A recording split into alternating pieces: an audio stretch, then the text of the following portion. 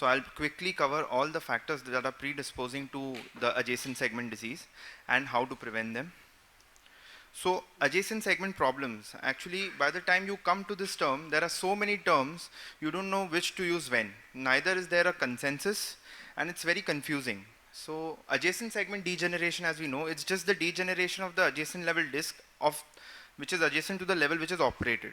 When the patient manifests radiculopathy, stenosis or instability, then it comes to the disease part, which is adjacent segment disease.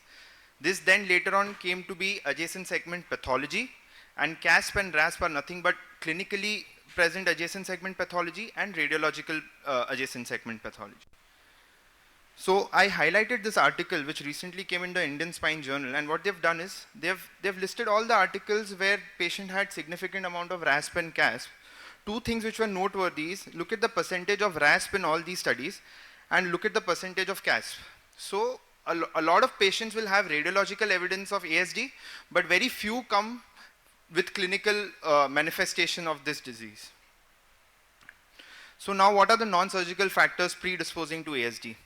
That's age, the body mass index, the genetic population, predisposition, and other factors like osteoporosis, inflammatory arthropathy, etc. Coming to the surgical factors, and as our theme is revision spine surgery, surgical approach and dissection, preoperative status of adjacent disc space and fatty infiltration, length of fusion and floating fusion, sagittal alignment, and the type of pathology. So coming to the surgical approach and dissection, anatomical dissection in open surgeries is extremely relevant in this scenario. So this is a simple picture where that is like the cranial most screw. However, the capsule and the joint is not violated. So you do not violate joints when you expose. So all the trainees and all the teachers, when they kind of allow the trainees to expose, this is the first thing they teach, is not to violate the cranial most capsule and the joint.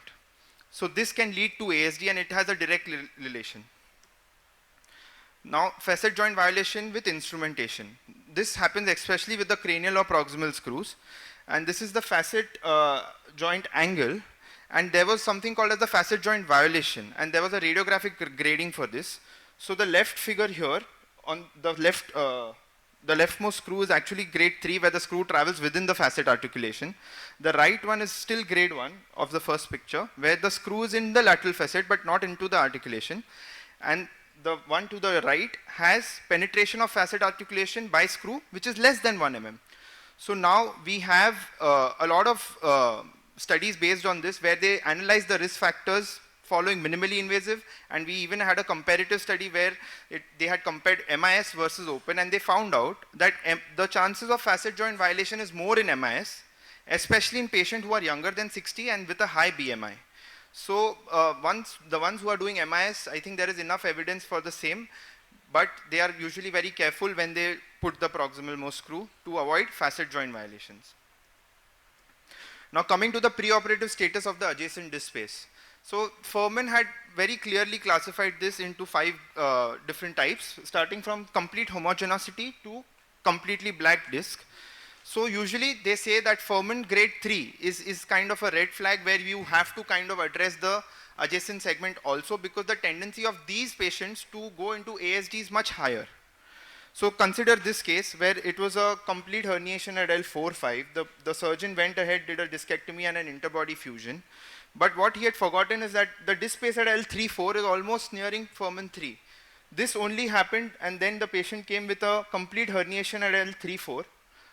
And then he had to remove the screws distally and put them proximally by decompressing, because the lower segment had fused. So he just removed the screws of the lowest segment and he extended the fusion higher. Now, influence of fusion length in the development of degeneration and adjacent segment disease. So increasing incidence of this pathology is when number of fused segments increase by the longer lever arm and stress transfer phenomenon. There is literature for and against long segment constructs. Some people say long segment, you will for sure have an ASD.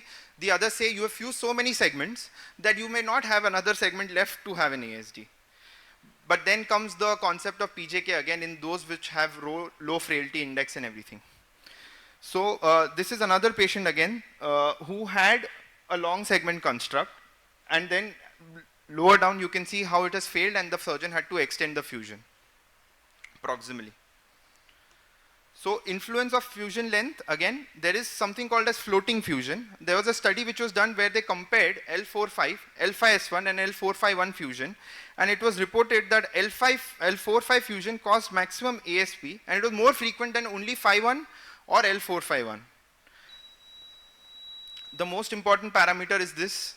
I think it is frequently missed even today because of the unavailability of long whole spine X-rays and standing X-rays, which is the sagittal alignment. So you have all these parameters, the PI, the PT, the sacral slope, the lumbar lordosis and the sagittal vertical axis. You have to consider these factors when you operate, because you might just get away by doing a PLF in a hypolordotic spine only to realize that you have not paid respect to the entire sagittal alignment, and then you will have a PILL mismatch right from the beginning. So this was a very important paper by Schwab where he had said that anything where the pelvic incidence and the lumbar lordosis has a difference of more than 10, you have to get it at least to 10 or below. Now you can have two scenarios. You can have a low PI with a low LL, or you can have a high PI with a high LL, but here the PILL mismatch is only 5 degrees. So this is still a sound way of addressing such spines. The problem comes when you have a high PI and a low LL, because there restoring the lumbar lordosis would be equally important, which we fail to do most of the times. So I'll just conclude quickly. So the potential development of ASD should be considered during surgical decisions. Careful anatomic dissection is essential to mitigate the risk of ASD, and preoperative status should be considered while fusing these spines of the adjacent segment, and the maintenance of normal spinopelvic relationship is essential for its prevention. Thank you.